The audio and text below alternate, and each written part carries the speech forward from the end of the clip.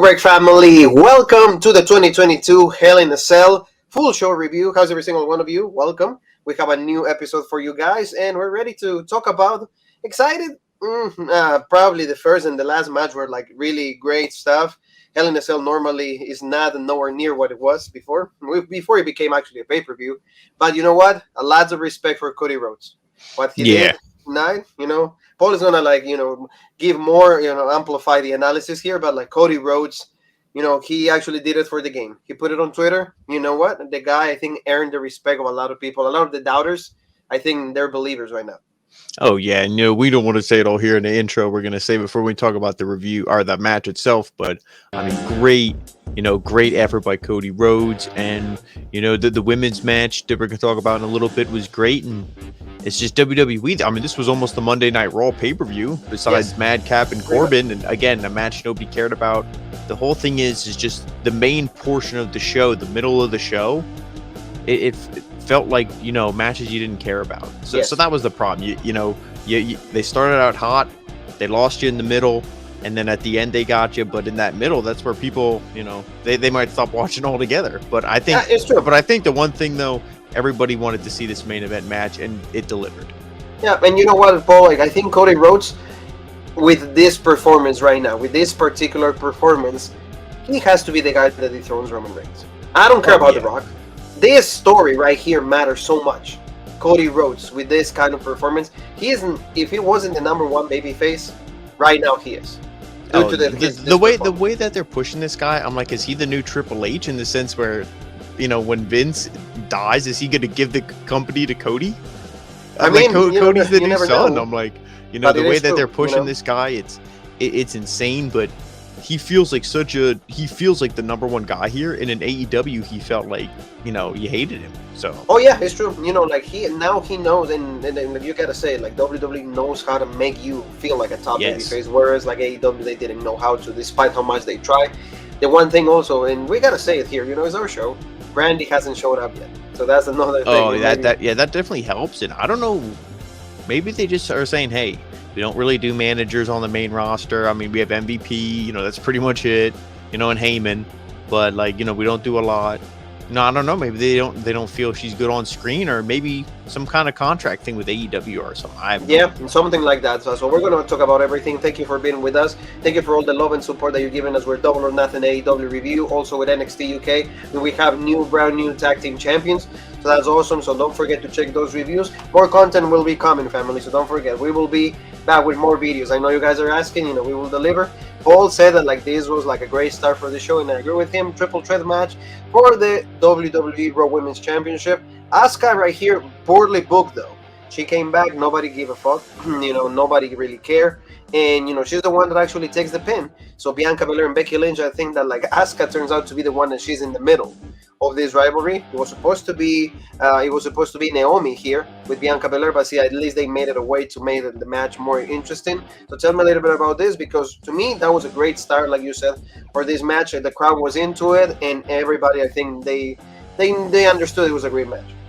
Yeah, that's the one thing. The crowd was actually really behind Asuka, and she didn't get much offense in this. She was kind of the punching bag. And as you're watching this, it doesn't take a rocket scientist to realize that this is still the Becky-Bianca feud. Yes. And Asuka came back, like you said, is just thrown into the middle of this thing. And those two are the women that look dominant. Asuka would come in, maybe hit a move here or there. Now, she did have a flurry on Becky Lynch where she hit a bunch of spinning back fists and whatever, hit the hip attack. She even almost got the Asuka lock in, but then Bianca broke it up and stuff. So Asuka, she didn't look bad. Becky looked really good too. Of course, Bianca, the champ, looked good. I mean, this match was great. They gave these women a lot of time. It has the normal triple threat thing. Somebody takes a bump and they're out of there for 4 or 5 minutes, but then they come back. That's the one thing that I don't really care about. Yeah, but then they come back to break up the pin in the nick of time. But I mean, the only thing you could maybe say is the ending.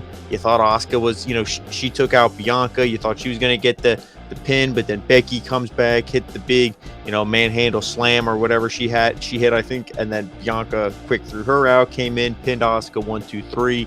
So Bianca retains. I mean, great opening match, and to be honest, I really didn't expect them to do a title change here or anything. I thought maybe if you did anything, it would have been Asuka, just to do the oh my god, the big surprise sleeper thing, and whatever. But I mean, hey, Bianca's good, so I have no problem with this.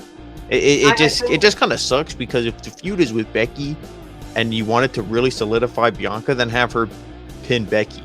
Yeah. Don't just pin Asuka, who just came back. And that's the thing, exactly. She came back, poorly booked. Everybody excited about her return. And the next Monday Night Raw down. Okay, Asuka's back. And see, that's the thing, that we know how good Asuka can be, or how Asuka is, but yet nobody really portrays her or make her look like the champion. Oh yeah, and her on-screen character is completely awful. Yeah, exactly. The only time that maybe Asuka looked really dominant in NXT, of course, but remember at least with the feud with Sasha and Bayley. Remember we had all those shows. That was 2 years ago, pandemic time. That's when still Robert was on. So that's when Asuka was really relevant. Right now it's she's back. Whatever. She hasn't said much that nobody's ready for me. The same thing. And like you said, we didn't see a title change here. Bianca Belair probably. I'm thinking that SummerSlam will probably be the same match with Becky, and they need more women here. They need maybe, I don't know, Rhea Ripley needs to be involved here because she had Judgment Day behind her. That way they can actually get a title switch here. Maybe we'll see, but I don't know. This division also needs a little bit of touch-ups here. I don't know what they can do, Paul. Yeah, I mean it's the one thing they can't do anything else because they don't have anybody else. They didn't build any stars. You thought, okay, Shotzi Blackheart, you would have pushed her legit from when you called her up. She'd be probably a pretty good star. She's a decent wrestler. Yes. Nope. Mid-card obscurity. Natalia's always a loser or in a tag team or whatever the hell. Nobody cares. Charlotte's out for a while, so that's a big hole to fill. Your women's division, I know we're talking Raw here, but there really is no one else on Raw. Selena, Carmella, or Alexa Bliss. No, nobody wants to see Alexa Bliss. These are your three. These are your only three women who should be holding your championship. Besides, who we're going to talk about in a little bit, Rhea Ripley. Yeah, exactly. So we'll see what happens, but great start for the pay-per-view. Omos right there with MVP. So we're going to go against Bobby Lashley. Cedric Alexander, a guy that everybody kind of forgets who he is, but we know he's a great wrestler. Poorly booked throughout his WWE career. And he said, you know what, guys, I can give you some, help if you guys need it. MVP, whatever. Get the hell out of here. Go with your wife, be unemployed. It's all good, but well, okay. Is that how you guys feel? Yeah. You don't want to be a reunion anymore. So and then MVP had a rap video, and I was like, "What is going on here?" I'm like, "Can this pay-per-view please just end?" He got a track, this track like they did against Bobby Lashley. So MVP, that's a little bit of everything. But this match was actually not bad. But again, this was used to give momentum to Bobby Lashley. So that's important because he's in the trio of guys that can actually go toe to toe against Roman Reigns. So I like this. How do you feel about it? If you're asking from my personal opinion, it was good because I like Bobby Lashley. I'm glad he overcame the odds in this match that went way too long and I really couldn't get into. I mean, MVP's good, but Omos is awful. But how can you really even get behind this when you see Omos and you think he should be a guy who maybe loses one time, maybe twice in his whole career because he's supposed to be a monster. We've seen him lose how many times already? To the same guy, Bobby Lashley. We've seen him lose at least twice. Isn't this the third time? Yeah. So it's I don't care anymore. This is for nothing. What is this for? Like you say, I think they're trying to push. And then Cedric comes out, gets involved. That's the main thing. And then Cedric's like, I didn't do it. Then after the match, because Lashley wins. Does anybody care? There's it just keeps continuing. At least we saw the hurlock, and the one thing though, like I said, he stole. Bobby Lashley gets the win, like you said. Nobody really. I mean, the Almighty still portrayed kind of like the WWE champion that he was.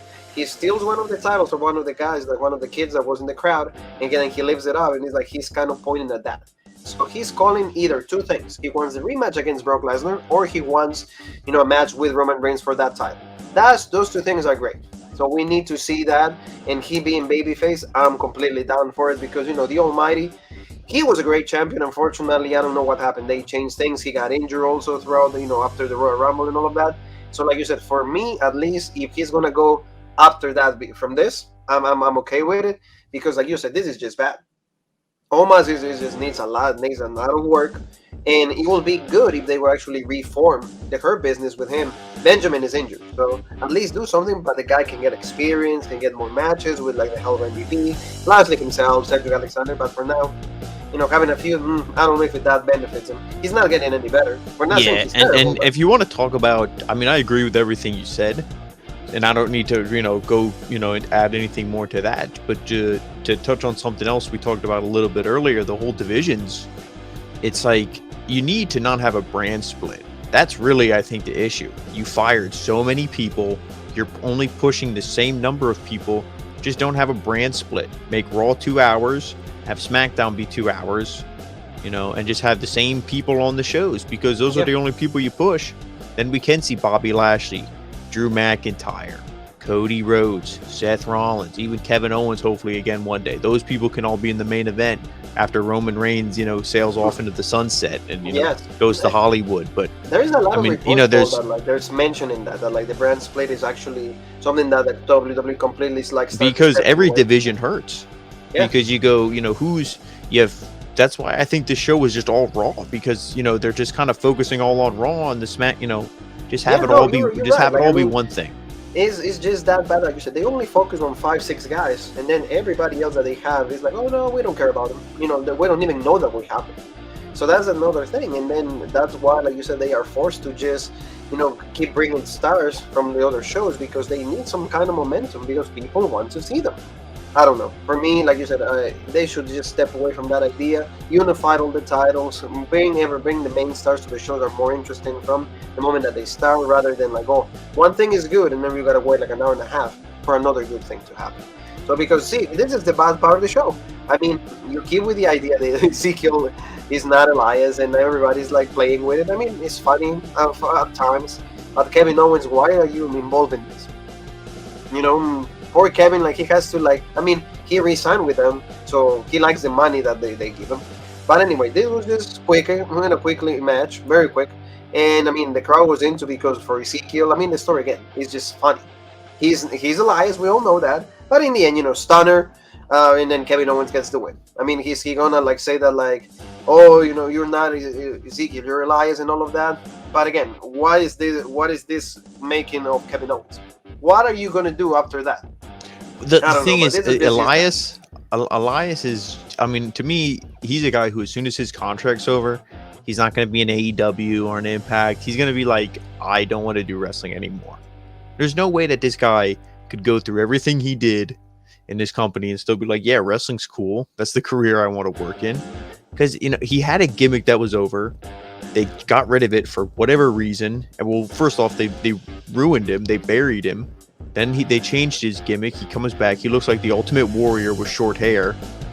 And he loses. His first big match, pay-per-view, loses. I mean, I'm not saying he should beat Kevin Owens, because, God, that would have been awful. Yes. But I mean, what's the point of this guy? So he loses? He's a loser? Okay. We already knew that. This match did nothing to get this over, and it shouldn't have even been on the pay-per-view. Exactly. They didn't do anything for neither guy. I mean, Ezekiel, again, you are playing the same joke that you did when he was alive. It's the same thing. Remember, oh yeah, I'm starting to play the ring. Somebody interrupts. Gets the finishers done. There is, oh, he's my brother. It's just the guy is just like more like a gimmick guy. Rather than a wrestler that you should respect. But also Kevin Owens, unfortunately, gets put in like storylines that don't make any sense. There you go. Hopefully something better for Kevin. After Stone Cold, now this. We'll see what happens with Kevin Owens. Paul, tell me a little bit about this match, because this was actually very good. This until this right moment when the match took place, they didn't know who the winner was going to be. Why? Because if Judgment Day needed a win, why? There's a stable. There's like the heels, but in the case of like the Balor, AJ Styles, and Morgan, they've been losing every single pay-per-view match with them, so they needed the win a little bit also to make it more even or to make it interesting. Unfortunately, I guess the heels got the upper hand, Paul, but like good match. And tell me a little bit of this new attire from Rhea Ripley. Yeah, I mean, she has to change up the look here. They're all like the black and purple and stuff. And I mean, for a 6-man, I mean, this was what it was. Everybody in here, and no offense to Liv, because she's not the worst wrestler, but almost everybody in here besides her is, fantastic. And But I mean, what are you really gonna do? I don't know what story they're trying to tell. There's no way you look at Finn. You look at Finn Balor, you look at AJ Styles, and then you look at Liv Morgan, who's just smiling from ear to ear like it's her birthday, and you just set her, 20 presents down in front of her. And I don't see that seriousness. I can't believe it. I look at Rhea and Damian Priest and Edge. Yeah, I believe that, but I don't believe these other three as a new club. So to me, the whole time, you're waiting for them to lose. That's just how I feel, and I feel bad for people like Finn and AJ, who they just... Especially for AJ, I will say. And Finn, I mean, they don't have faith in AJ. I'm sorry, in Finn Balor, period. They just don't On the have main faith. roster? Oh, yeah, absolutely. They don't like him at all. God knows why. Maybe like the promo work. Supposedly Booker T said in one of like his podcasts that is the promo work that kills the guy. I thought his promos are better than Booker T, so I don't know what that is. Yeah, there you go. Like we're starting a feud right here. But see, like you said, I mean, in this point of the match, we got to see Rhea Ripley stop like the coup de grace, like she helped, Finn Balor from like attacking Edge, which is good. But see, why can Liv do that? You know what I mean? If like Rhea does the same, why can Liv do that with Edge on Damian Priest? They made the one look so smart and I would like so crucial in the match, but like Liv is good to do the exact same thing and she doesn't do it. So if you just look at the two teams, you say who's going to be the weakest link out of these six, you're going to pick Liv Morgan. Yeah, so that to me is annoying. I mean, good one moment right here in the match, AJ finally hit the phenomenal form. They even said that like over this whole rivalry. Yeah, Edge sold it like he got shot with a bullet, but yeah, but in the end, like you say, like a spear for Finn Balor, 1, 2, 3, and Judgment Day gets the win. They're a really cool faction. They're saying that at some point Finn Balor is going to be the fourth member. He was actually hinting like also like Paige or like The Rock's daughter. So we'll see what they do with this. But like again, what's next for this guy's Paul? You know it. Gold. What is the best way to solidify a team? Hey, I have a good feud with somebody that has name ban. AJ Styles, Finn Balor, Morgan. But now is what? Gold. We need like either Rhea has to get some gold or maybe tag team championships. That would be cool, but again, they're not going to go that route because the Usos are in SmackDown and all of that stuff. But at least Rhea Ripley should have gold. Or Edge going for like, the title with Roman, but that's not going to happen either. That's what happens when you don't have a champion that... Yeah, I was going to say, and with it's too long to do the story with Roman. Yeah. I mean, you could because of WrestleMania. Oh, that was my big moment, blah, blah, blah. It was ruined. I mean, they can't mention Danielson anymore, but, it's like, my moment, all this stuff, it was ruined. But I don't know if you could do that because it might have been too long ago. People might not care. But, I mean, it wouldn't even be a bad feud. And I wouldn't even be upset if Edge would beat Roman because then you could just do Edge and Cody. But I think the story is Cody and Roman now. Oh, no. After like what we saw, like you said, is that. But... this, you need some type of goal because, again, a group that is just a group. For example, what happens with Undisputed Era? You get gold.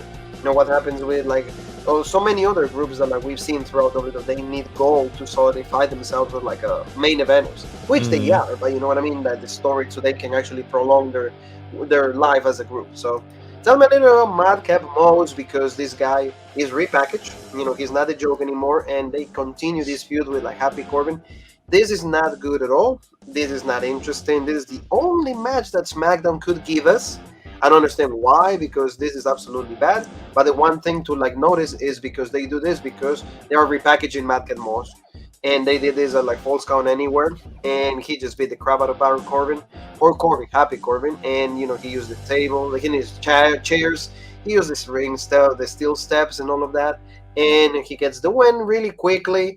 And Baron Corbin or Happy Corbin, it has to be needs attention from the medics, and Madcap Moss is a brand new guy. Hopefully this means that he's actually going to be serious now.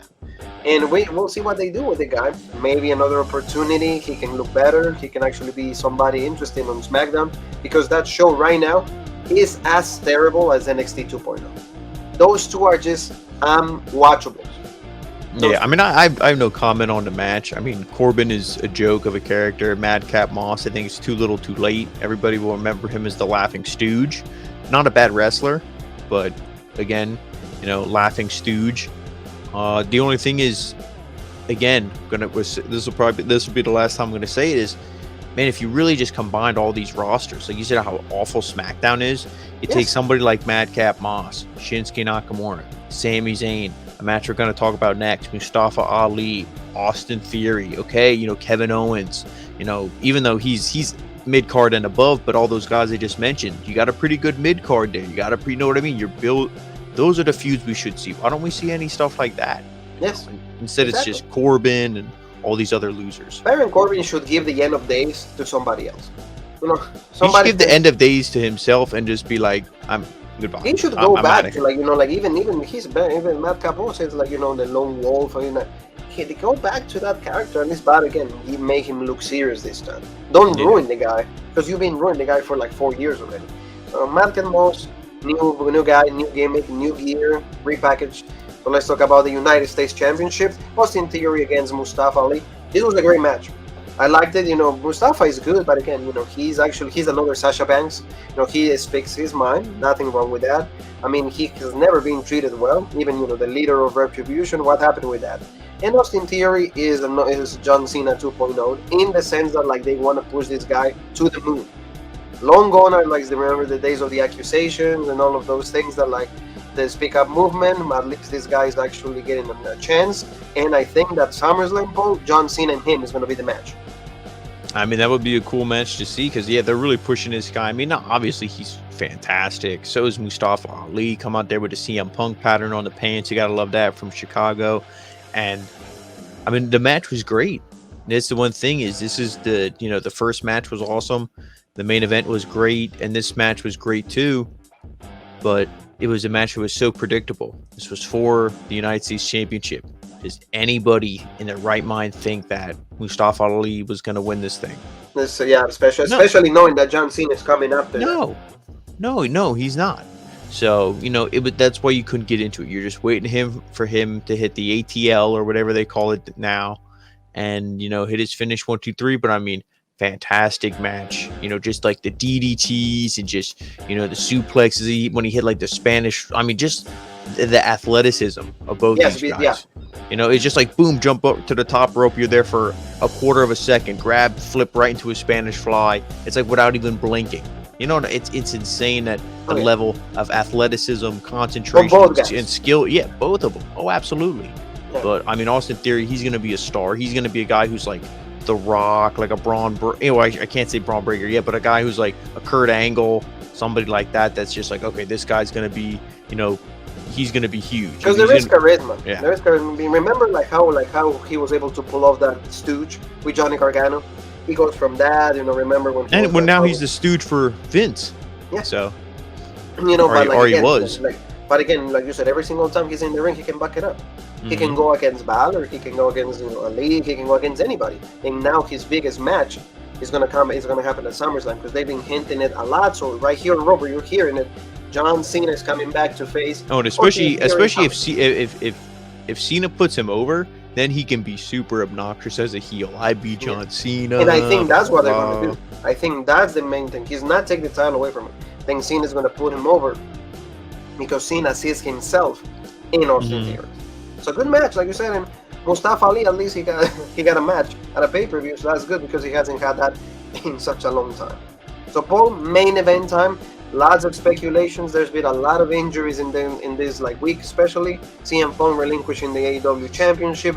And Bryan Danielson is injured also, and now because they keep doing this match in the live events, throughout the weekend, Cody Rhodes, he got an injury on his pectoral zone. You guys can see that, and a lot of speculation. But see, Cody, despite the injury, decided to still have the match. That was the main event, so it would have been a complete mess. They would have had to change that.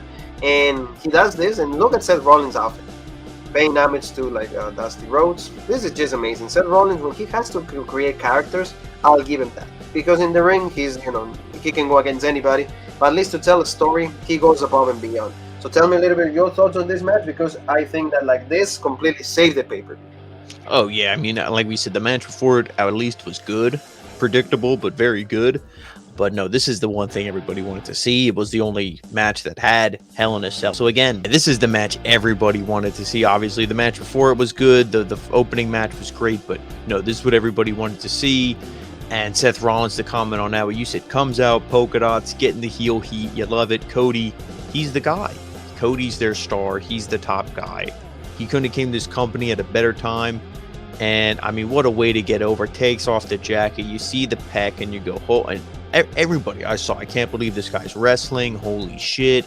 You know, you got to give him props, love him, hate him, whatever. You have to respect him. And that's, I mean, this is the top guy. I mean, it's Roman Reigns. He's the champ, but he's not on TV. Who's the guy on TV? Who's the guy who everybody wants to see? There was never a Roman Reigns counter. There was never, oh, tune in at 9 o'clock to see Roman Reigns. But Cody had his counter the other night on Monday Night Raw, or the Cody countdown, whatever it was. So Cody Rhodes is the top guy. I mean, but this match was great. Obviously, you know, they're beating the hell out of each other. Rollins, you know, he's pretty much selling for Cody, making him look good. He eventually gets the kendo stick. No, turns the tide. You know, in commentary, you know, oh man, look at the pec. Look at the pec. Cody sells the pec, obviously, because it's a shoot. You know, he didn't go and put makeup on. You know, that is what it is. It's a legit injury. So, you know, he sells that and everything. Pedigrees, kicking out of that. You know, the stomp, Cody kicks out of that. I mean, this match, it was great. And it was long. It was long. Yeah, they had the, you know, the bull rope. Obviously, Dusty Rhodes made that famous. And they gave these guys, what would you say, not counting entrances, at least a half an hour almost. Yeah. I mean, see, like, they gave them, and probably they use all of this. They probably had to change it. It's like, how can we have the match without compromise the pec, you know, the injury a little bit? How can because that's the one thing I will say. You know, Cody's crazy. He moonsaulted off that cage on Wardlow. He lit himself on fire in the match with Andrade. You know, this guy's insane. Yep. You're telling me he wouldn't have jumped somebody? He wouldn't have moonsaulted off the cell onto Seth Rollins in this match? No, he would have. So this was affected by the pec. But you know what? Sometimes when people jump off stuff, they win. You know, they play stupid games. They win stupid prizes. So maybe it was good that the pec was injured and he didn't do any high risk moves. Right there, you know, guys. Right there is like, you guys can see how bad it was, and I get it got worse. You know, and eventually, you know, to because this is a match. You know, we're not going to go through move by move, but I mean, it's great. Go check it out, Peacock. You know, wherever you want, bootleg sites. But this was great.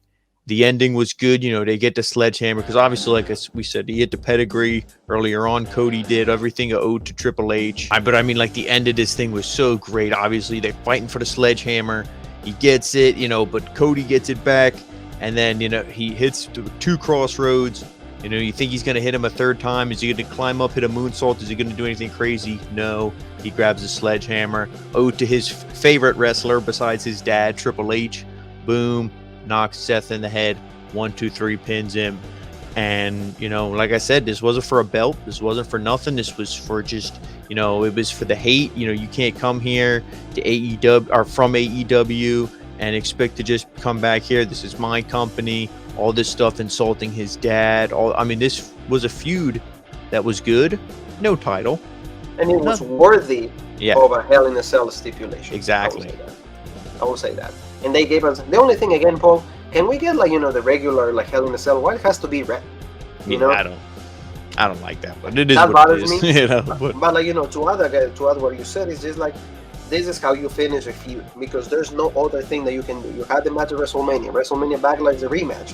Now you conclude it. You're finished. You don't have this match anymore. Now Seth Rollins has to find somebody else to feud. And now Cody Rhodes, with this performance, with the injury and everything, he established himself as the top babyface. What's the next goal? Roman Reigns. There's no other way.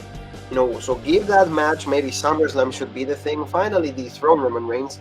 The feud, you know, Roman Reigns as champion is fine, but again, you don't need him as champion for the longest time anymore.